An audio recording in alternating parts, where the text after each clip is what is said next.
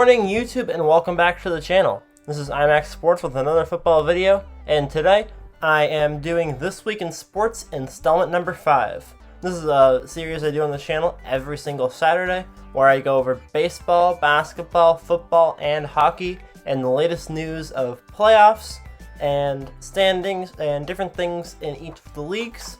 So I hope you guys do enjoy it. I know that it gives me a little bit of variety of the content that I do, and it gives a little bit of variety to my audience as well, so I hope you guys do enjoy them. I usually stay in my little football and basketball bubble, so it's nice to hear different things about hockey and baseball as well. And if you guys would like me to improve this segment in any way, please let me know, because these videos do not do as well as the rest of the videos on the channel, so it would be great to hear some feedback from you guys. So without further ado, like always, we start off with baseball. So the Cardinals return this week after picking up where they left off. They started off, I think, 4-5. They're 3-3 since returning. They've been back for about a week. They've played 6 games, and it'll be a grind for them because they're going to be playing extra games to make up. Since they've returned, the Mets have replaced them on COVID leave, and after a player and a coach tested positive after a series with the Marlins, and everyone is concerned about the Mets, and they think that they haven't been following protocols and all these different things, and we don't really know how the season is going to finish off with baseball.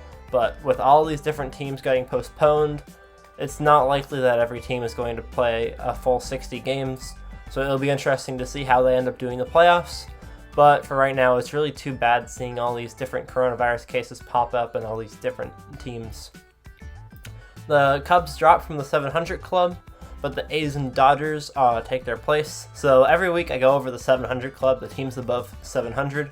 Last week the Cubs were above 700, but they've played they're 4-6 in the last 10 games, dropping them down below 700. But the A's and the Dodgers both shot right back up, right over the line. The Dodgers are in first place in the National League. The A's are in first place in the American League. The trade deadline is August 31st, and there's a couple of new trades. The Phillies won Workman from the Red Sox. They also got another player, Heath, another pitcher from the Red Sox, both relievers. And the Phillies also got a pitcher, Hale, from the Yankees for their player, Russ. Kyle Lewis is on track to get Rookie of the Year. He is batting .354 and has 6 home runs. And the Oakland A's break the internet with their video of a teddy bear getting hit by a baseball. So they put some teddy bears and some previous Oakland A's player cardboard cutouts in the audience. And one of their teddy bears got hit in the face with a baseball, and he popped back and bounced back up, and everyone thought it was adorable and hilarious. So if you want to look it up and add some joy into your life during all of this stuff that's going on around, make sure to check that out, because it is truly brings joy to your heart. It warms you up inside. Next is the National Hockey League. So Game 2 has started for all of the league. The Canucks defeated the reigning champs, the Blues, in a 5, and all the series were finished in 5 to 6 games. No teams had to go to Game 7. The Bruins and Lightning are against each other. The Stars and the Avalanche are against each other. The Flyers and the Islanders are against each other, and the Canucks are against the Golden Knights. So those are the final, the semifinal round, the Game 2s. And the winners of each of those, not the semifinal round, the round of 8, the winner of each of those will go to the league final,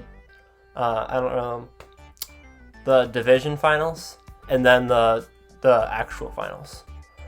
Also, Mike Milbury, sports analysis for the Hockey League, is under fire. He's been an announcer since 2007, and this past week has made a couple of offhanded comments. One of them about Tuukka Rask, who is the goalie for the Boston Bruins, who are doing well in the playoffs. But he made a comment because Tuukka Rask decided he wanted to take leave and go back to his family in, I believe, Sweden. And he lives very far away. He hasn't seen his family since June, and it's can be really tough on you if you can't see your family, you can't see your daughters, and you can't see your wife. And he made a really offhanded comment saying, well, I know I would never have done that if I was a player, and I know none of these other players are leaving the bubble, but it's not really his place to say.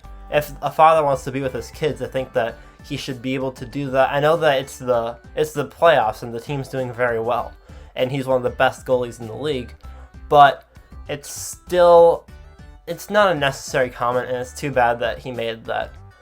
Also, another comment made by him just yesterday. The Tuukka Rask comment was about a week ago, and this one just yesterday, he said, the bubble, speaking of the bubble here, he said, the perfect place. Not even any women here to disrupt your concentration. So there's a couple of issues with what he said. First of all, he's assuming that all of the players in the NHL are straight.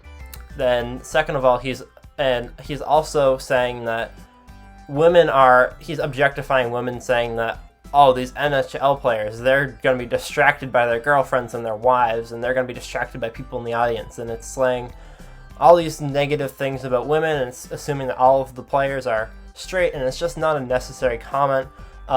He apologized for this. The network apologized for this.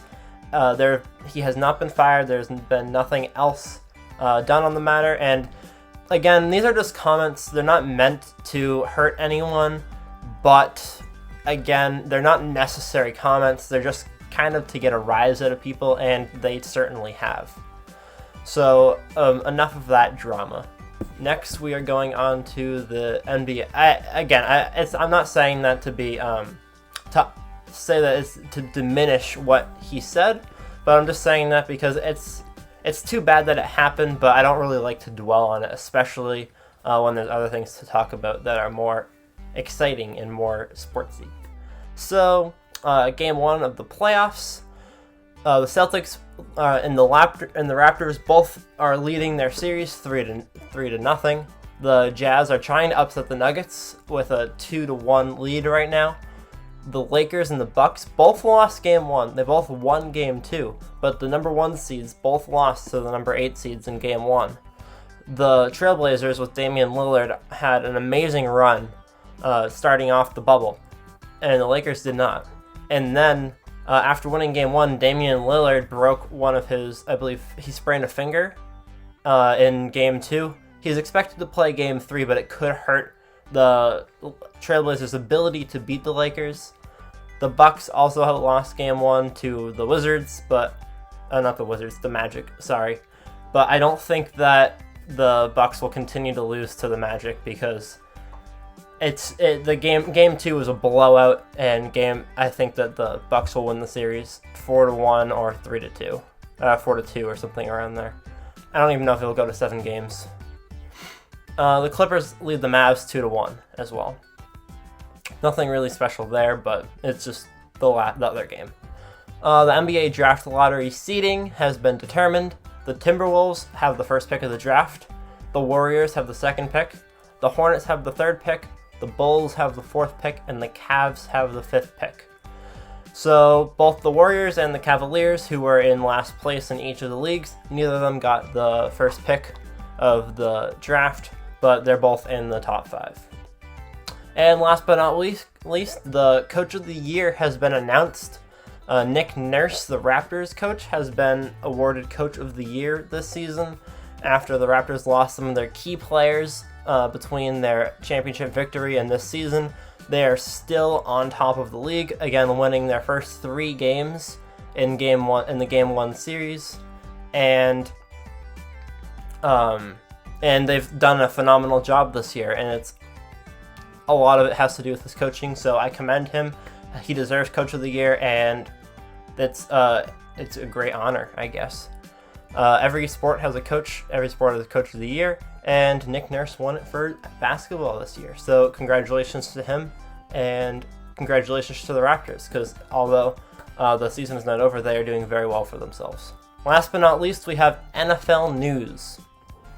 First off, we have Ron Rivera, who has been diagnosed with squamous cell cancer. I'm not exactly sure what that is.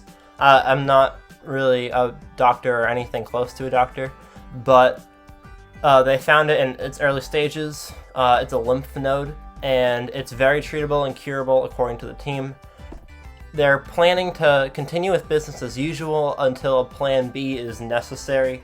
So they're going to continue like nothing's going on, and if anything develops that isn't healthy for the coach and that the team wants to make sure it is addressed, they will make sure to get him straightened out, and they have a plan B in case they need to get him straightened out. But he wants to continue to coach through this if at all possible. Earl Thomas is back in the news. He ended up with the Ravens in 2018 after a drama with the Seahawks where he basically told the Seahawks, hey, I want to go to Dallas, I don't want anything to do with you. And then a couple weeks later gave the middle finger to the sideline after he got injured. Dallas didn't want anything to do with him.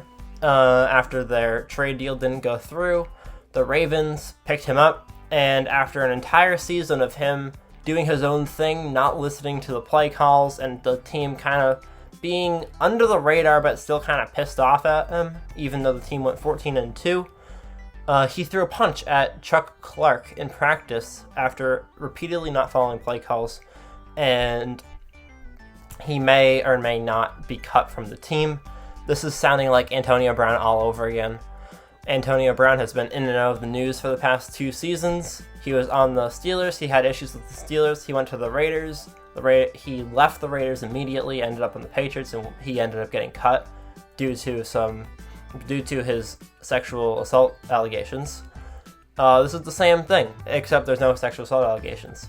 Earl Thomas was on the Seahawks. He was going to be traded to Dallas.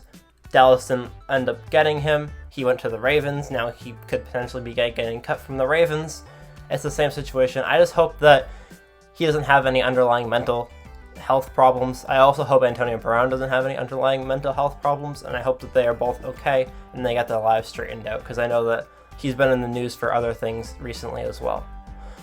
And Ngakoue from the Jacksonville Jaguars, a 4th-year player, defensive end, has 1 Pro Bowl, is looking for a new team. Not the most exciting player in the league. He doesn't have 4 Pro Bowls and 2 All-Teams in his first 4 seasons, but he is a Pro Bowler. He's a very solid player, and any team would be lucky to have him depending on the price. So if he wants a new team, then your team could end up with him. Last but not least, we have Russell Wilson, who is on board with Antonio Brown or Josh Gordon joining the team. I have a couple quotes from him here. Josh came with us last year, and he had such an amazing energy in terms of how much he loves the game. I pray for him all the time. That's my guy, and hopefully he can play in the league again, because I know he's a special person who has gone through a lot in the past year. Wilson goes on to say he catches very well, and he hopes that he can be cleared by the league to continue playing again and possibly be on the Seahawks. He also made a comment about Antonio Brown. He said, and then Antonio Brown, I was also able to work out with him in this offseason, and he's one of the best receivers of all time. So anytime you can get a guy like that, you're always interested in that for sure. We want playmakers for sure, and the more playmakers you get, the harder it is to defend. So Russell Wilson is very passionate about getting some new receivers in his arsenal, and I would not doubt him on that. I think that he can do really well with either Antonio Brown or Josh Gordon, and I'm excited to see either of them if they end up on the Seahawks.